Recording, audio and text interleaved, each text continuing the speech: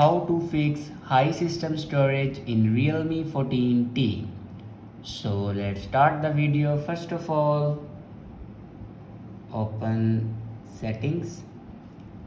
In settings, scroll down and here you can see the option system and update. Now click on it, and then on top you can see the option software update.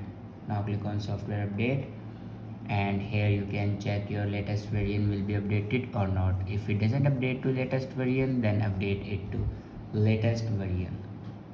After update a latest version, then go back and click on backup and reset. Now click on reset phone, and then in last you can see the option erase all data. Erase all data basically means factory data reset. It will remove all the data in your device like photos, videos, documents. Everything will be removed in your device.